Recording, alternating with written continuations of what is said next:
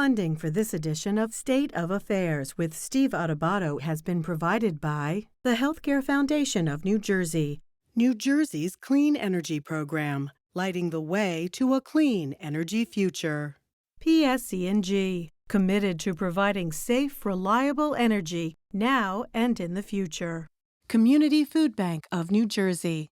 Operating Engineers, Local 825. IBEW Local 102, lighting the path, leading the way. NJM Insurance Group, serving New Jersey's drivers, homeowners, and business owners for more than 100 years. Eastern Atlantic States Regional Council of Carpenters. And by the New Jersey Economic Development Authority. Promotional support provided by the New Jersey Business and Industry Association. And by New Jersey Monthly, the magazine of the Garden State, available at newsstands.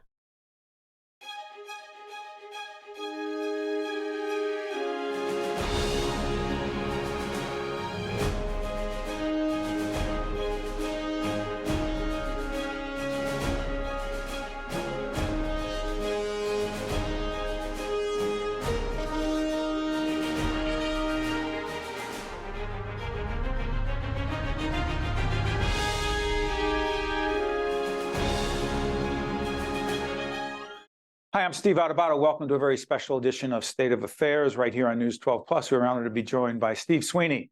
You recognize him, the former president of the Senate and now chair of the advisory board at the Sweeney Center for Public Policy at Rowan University, one of our longtime higher ed partners. Steve, good to see you. It's great to see you, Steve. Tell everyone what the Sweeney Center is. It's doing important work. It's still a great work. It's a think tank, nonpartisan think tank of experts in the different fields that right now we're doing offshore wind and budgeting. So we have experts in those areas. You know, we have a lot of problems here, obviously, and trying to help them navigate to make sure when we're doing something, we do it right. And by having it as a nonpartisan group, you bring everyone together, all parties, independents, and it's amazing the work these people can do when they're not worried about, being in front of the camera, where they can be back behind the curtain and they can work together without being criticized. Why Rowan? Well, it was a natural fit for me.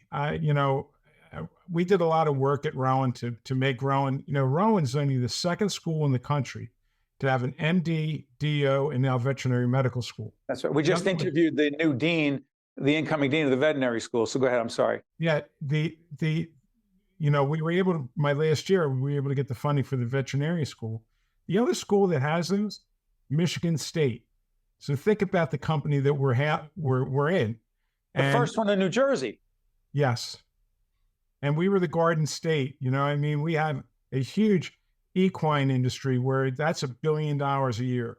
There's a lot of kids that want to go to veterinary medical school, but there's no spots. All these other states normally take local residents. So it makes it hard to compete to get these other spots.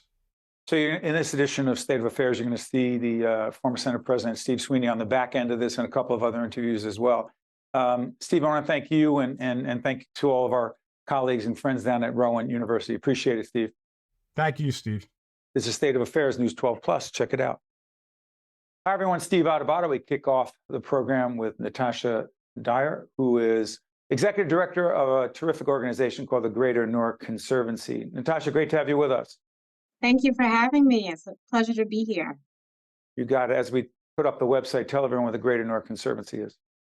Sure. So Greater Newark Conservancy is an amazing organization here in the city of Newark, and we work at the intersections of environmental justice, food justice, and racial justice to improve the health and well-being of Newark residents and beyond. And you're the first person of color to lead this organization in its 35 years of existence, significant for a lot of reasons. But you mentioned racial injustice / justice. Put that in perspective in terms of the work the Conservancy does. Sure. So at the Conservancy, the bulk of our work is in the area of food justice and environmental justice. We run and operate the largest urban farm in the state of New Jersey. We also have an urban environmental learning center, an outdoor environmental learning center with 10 learning gardens. And we do a lot of nutrition and health work in schools and in community. Now, the impact of racial justice on communities of colors, and in particular when it comes to food access, has been extensive, right? So these are things impacted by redlining, disinvestment, and urban, I would say, environmental injustice, where you have lots of companies doing illegal dumping or contamination in less affluent cities. So, a place like the city of Newark, we've been affected by decades of environmental injustice where we still feel the impacts of contamination in our soil, our air, and our water. By the way, the term redlining, some people may hear it and not know exactly what it means. There's a history of redlining, which is not written into the law, but it's written into practice, which is to have folks who are involved in, let's say, real estate Mhm. in urban communities or a whole range of communities, making sure that only certain people are able to purchase in those communities, and that would often exclude people of color. Natasha, Right. let me ask you this. The issue of food, Mhm. connect food to racial justice, more specifically with a concrete example, please. Sure. So, for example, the city of Newark, much of it has been designated a food desert, right? For much of the reasons that we just discussed, particularly redlining, where it limits access to land for people of color. Coupled with that, you have things like urban blight, where affluent people may flee or move away from the area due to redlining. And so that in turn exacerbates access or reduces access where companies, larger companies, are reluctant to move into certain communities where we end up having food deserts like we do in Newark.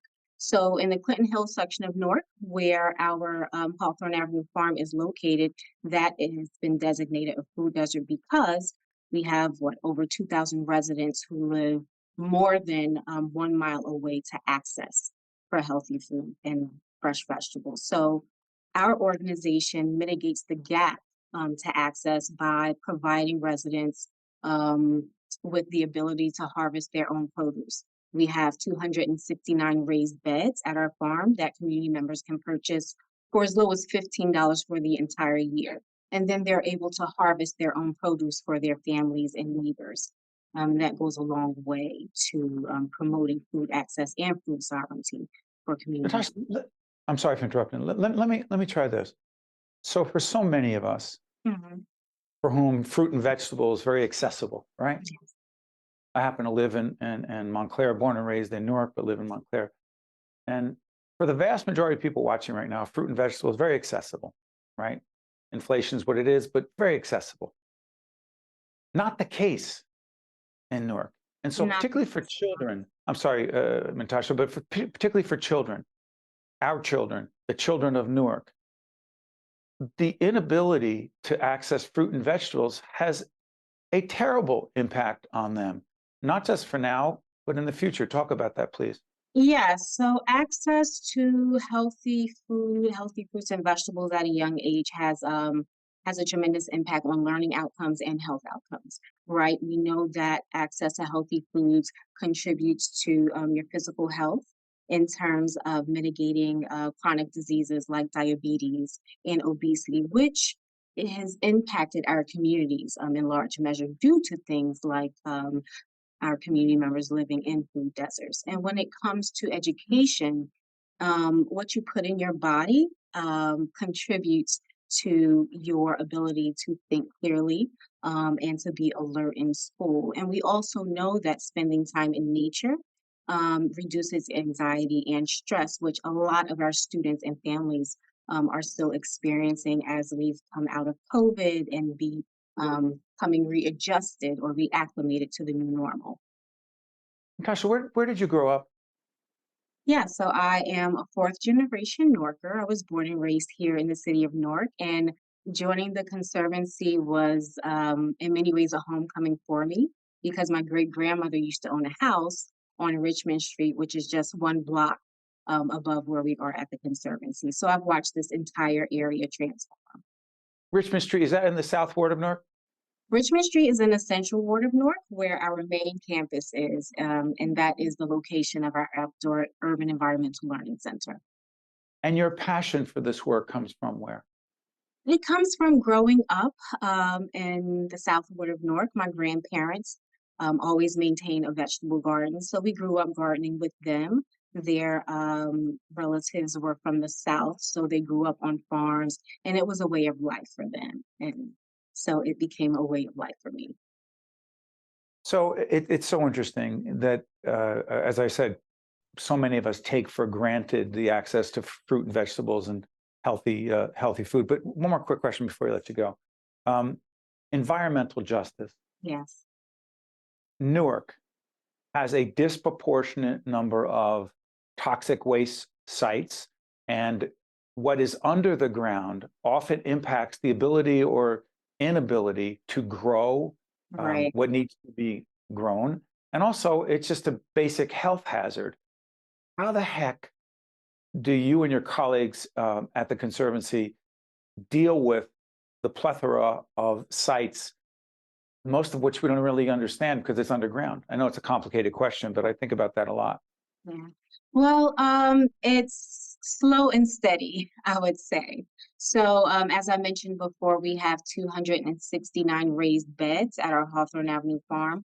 Part of that is due to potential contamination in the land, right? So we're not able to plant directly in the ground, so we facilitated raised beds so that community members can still benefit from it. However, we know that community members, for example, in the Ironbound, cannot plant in a large portion of the That's right. sections out there because It's of worse soil there. contamination. It's worse in Yes, the Ironbound. yes, All the absolutely. chemicals and the industrial, when there were no laws or the laws were being ignored. I'm sorry, Natasha, please. Mhm. Right, exactly. So again, we're still experiencing the devastation of those decades of illegal dumping and things of That's that right. nature. So places like Down Bottom Farms, which is in the Ironbound, places like the Greater Newark Conservancy, we do tremendous service to the community by harvesting fruits and vegetables to make it accessible to community members, not only just in terms of proximity, but in terms of pricing. As you mentioned, with inflation and everything else that's going on, it's important that community members are able to afford to be healthy. Natasha Dyer is the executive director of the Greater Newark Conservancy. This will not be the last time you join us, and we appreciate you joining us now. Thank you, Natasha. Thank you so much. You got it. Stay with us. We'll be right back. To watch more State of Affairs with Steve Adubato, find us online and follow us on social media. We are honored to be joined by the Honorable Robert Asaro-Angelo, Commissioner of the New Jersey Department of Labor and Workforce Development. Commissioner, great to have you with us. Yeah, thank you for having me. A whole bunch of things I want to talk to you about, but the first one is let's talk apprenticeships. The New Jersey Apprenticeship Network. What is it and why is it so important? Yeah, Steve, we have been big believers of apprenticeship throughout the Murphy administration. It's one of the reasons why I am commissioner. Me and the governor talked about apprenticeship during my interview. His background as German ambassador, or they have a robust apprenticeship network in Germany. We've put in $50 million to fund apprenticeship programs in New Jersey in our time in the Murphy administration.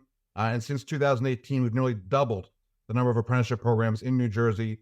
Right now, we have about 1,200 programs serving almost 10,000 apprentices. And we couldn't be more proud that we're investing in the gold standard of workforce training, because it's not just about training, it's about an apprentice has a job on day one. So the earn and learn model you have, giving workers credentials and a career path. Commissioner, what fields are we talking about for these apprenticeships? Literally, Steve, every single field. Of course, apprenticeship is most widely known for the gold standard in apprenticeship, which is the union building trades model, with all kinds of skilled trades. But in New Jersey, we have apprenticeships in nursing and home care and in information technology. We have an apprenticeship program at the Princeton Plasma Physics Lab. We have groundskeepers and greenskeepers apprenticeship programs. Basically, any field where you have an employer who's willing to make an investment, not only in their own business, but in their own workforce as well, can have a successful apprenticeship program. What is, and we're putting up the website for the Department of Labor and Workforce Development. Commissioner, what is the PACE, P-A-C-E program? PACE is one of our premier apprenticeship funding programs. It stands for pre-apprenticeship and career education.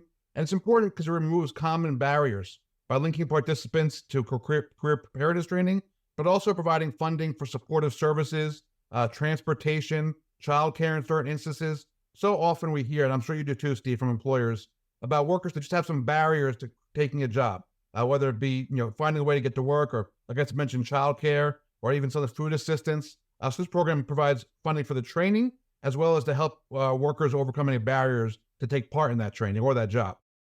Commissioner, I'm curious about this. We've talked to so many people. We're taping this at the end of June 2023. We've talked to a lot of different folks about this, but your perspective on it is really important. The labor force in New Jersey has changed in so many ways. But as it relates to COVID, the biggest impact on the New Jersey labor force is? The biggest impact, certainly during COVID, was on education and healthcare. But we've bounced back fully and then some here in New Jersey.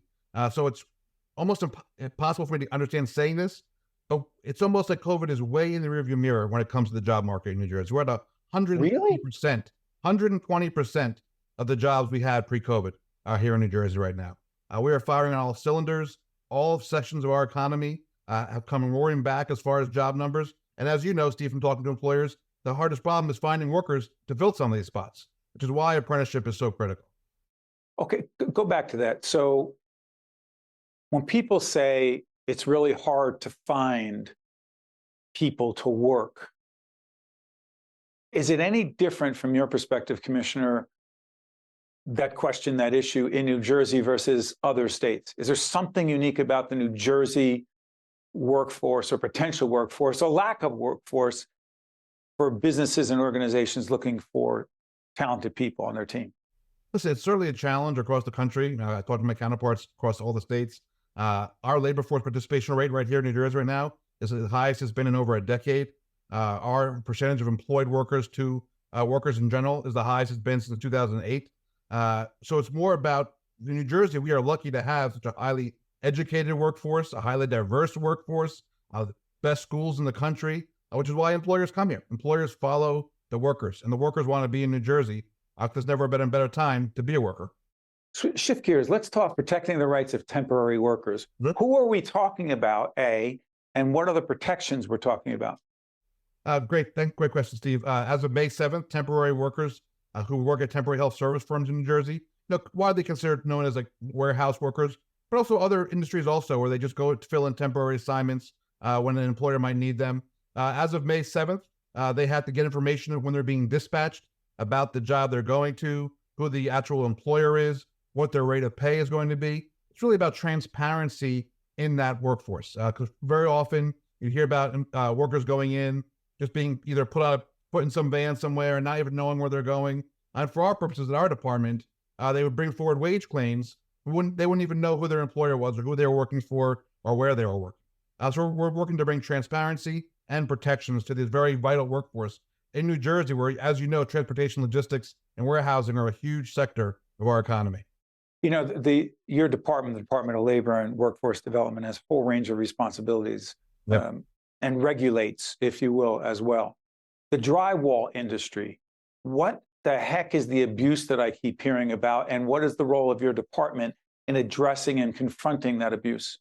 I'll answer that question, Stephen. And the reason why drywall, I think, is a focus is because basically almost every single construction project has that as part of it. And for whatever reason, over time, that seems to be a sector of construction sites that's become more and more rife for abuse. And it seems to have something to do with somebody getting a contract and then subcontracting to somebody else, and then subcontracting that to somebody else, and just layers upon layers. As you get more and further down the layers, there's less amount of money for the workers, where you see lots of abuse.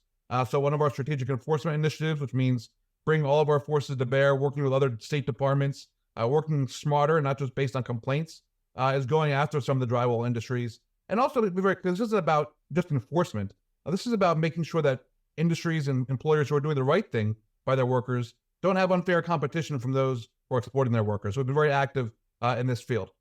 So it's interesting, a few seconds left, people talk about, government's over-regulating, they're in our way. You're talking about protecting workers. Absolutely. Protecting workers and protecting businesses, whether it be about drywall or anything else. When employers are cutting corners and doing illegal things, they're hurting the mom and pop shops who are doing things the right way in New Jersey. Commissioner, I want to thank you so much for joining us. The incredibly important, timely, and pressing issues dealing with the labor and workforce universe. Thank you, Commissioner. Thank you, Steve. You got it. I'm Steve Adubato. That's the Commissioner. Be back after this. To watch more State of Affairs with Steve Adubato, find us online and follow us on social media. We are honored to be joined by Steve Sweeney, the former president of the State Senate and chair of the advisory board for the Sweeney Center for Public Policy at Rowan University, one of our higher ed partners. Steve, good to see you.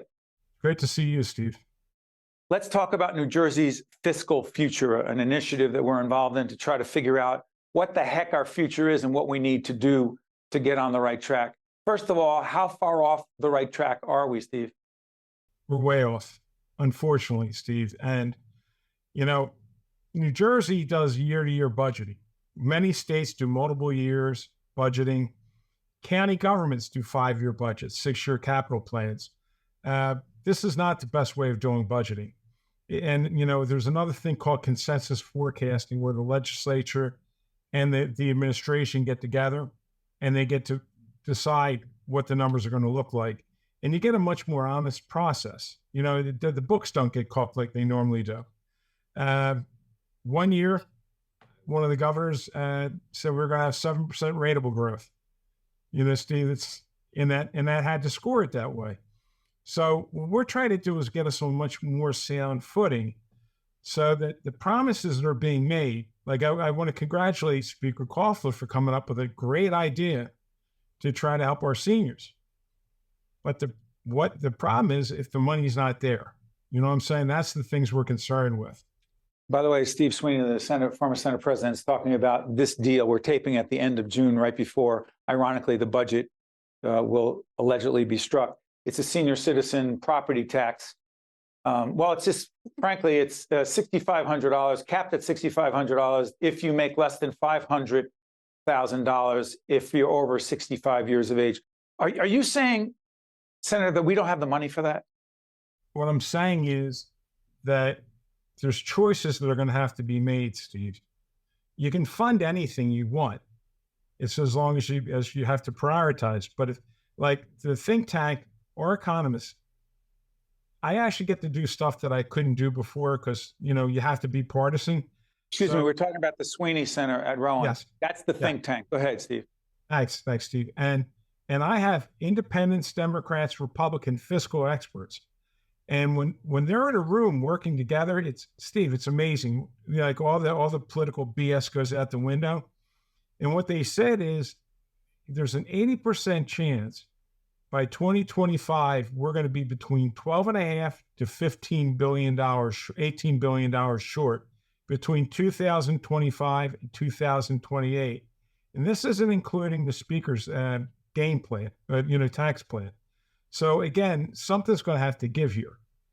Well, hold on, Senator, we just had this largesse from the federal government. We had a surplus, COVID money, et cetera. What are you talking about? Well, what I'm talking about is real numbers, Steve. You know, those federal dollars were one-time dollars. We're spending more money a year than we're bringing in. Income tax collections went down dramatically when the treasurer reported. I think it was a couple $2 billion. You know, so when you start looking at, and then the sales tax just came down, you know, unexpectedly, revenues. So what we're saying is, yes, you can do a lot of things, but you're going to have to sacrifice other things to do that. You know, I want to talk offshore wind in just a moment, but Senator, let me ask you this. You understand politics, government better than most. You served on the county level. You were the top person in the state legislature. And possibly we'll see in 2025 if you choose to run for governor. That being said, why the heck is it so difficult to have a candid, honest conversation about New Jersey's fiscal future, not just at your think tank or at other places that take it seriously, but in government, state government? Why is that so difficult? Because people really have a hard time having that honest conversation. You know, you don't get a lot of kudos when you tell people the truth. People want what they want the way they want it. And people like myself normally make enemies when you tell people, hey, listen, this is great, but you can't afford it. Or do it this way if you want to do it. Or you got to make some cuts. Yeah, or you got to make cuts, you got to make changes. You have to approach government differently. Like my point is, we're doing these rebate programs, but what we haven't done is what we were focusing on when I was in the legislature, which was shared services, school consolidations, trying to rein in costs to get the true cost of government first. You know, the legislature doesn't do property taxes. Property taxes are government. Local and county levels. So we're taking money to plug holes locally. And Steve, I can tell you, a lot of times when you do find savings and you pass them back to the towns, I can tell you firsthand, they don't cut taxes. They just say, oh, now we can build the park we always wanted to build, or we can put the synthetic athletic field down. That's what happens. That's reality. We're talking to former Senate President Steve Sweeney, the chair of the advisory board of the Sweeney Center for Public Policy at Rowan University. Senator, let's talk about offshore wind. Where are we? What opportunity are we missing? Well, our great concern, and the reason why we're drawing so much attention to offshore wind right now, is when we did the legislation, Steve, in 2010, the focus was, yes, we want to reduce carbon footprint. Yes, we want to have clean energy. But it was manufactured. That's what drove me. It was my legislation with John Bersacelli in the Assembly. We passed this to capture all the manufacturing, to make it an American supply chain. And what's happened, because there's been a disagreement on some federal tax credits that other states have already given to the wind developers, we were first in line. Everyone was coming to us to build manufacturing, probably 3,000 to 4,000 manufacturing jobs. Now, because there's a disagreement right now between the legislature and the administration, we're losing our spot. It's like we're on the 1 foot line, we're ready to score a touchdown, and everyone's coming running after us, and they're going to tackle us. What's holding us up, Senator? Well, there has to be an agreement where the federal government came out with tax credits to develop offshore wind. We're already going to build the offshore wind. Taking advantage of that? Other states have already said to these offshore wind producers, yes, because of inflation, higher interest rates, it's more expensive steel, here's the tax credits. We have not done that. The legislature and the administration need to come together on it. And Steve, the thing I fear the most is Ørsted, who was promising to bring a GE facility, turbine nacelle facility and blade facility to Salem, is now just inked a deal with New York State to put it up there. You know, the whole goal of offshore wind was to create the manufacturing jobs, to make it an American supply chain, jobs program that, one, we're cleaning up the environment, but most importantly, we're creating jobs here in New Jersey so people get jobs and go to work and make the place better. We are honored to be joined by Steve Sweeney, the former president of the state Senate and the chair of the advisory board of the Sweeney Center at Rowan, for Public Policy at Rowan University. Senator, thanks so much, my friend. Thanks for having me, Steve. I'm Steve Adubato. That's Senator Sweeney. We'll see you next time. State of Affairs with Steve Adubato is a production of the Caucus Educational Corporation. Funding has been provided by the Healthcare Foundation of New Jersey, New Jersey's Clean Energy Program, PSC&G, Community Food Bank of New Jersey, Operating Engineers, Local 825, IBEW Local 102, NJM Insurance Group, Eastern Atlantic States Regional Council of Carpenters, and by the New Jersey Economic Development Authority. Promotional support provided by the New Jersey Business and Industry Association and by New Jersey Monthly. At the Community Food Bank of New Jersey, we are working now more than ever to fill the emptiness caused by hunger. We are the state's largest anti-hunger organization. And together with our 800+ community partners, we are committed to delivering food, help, and hope to our hundreds and thousands of neighbors in need.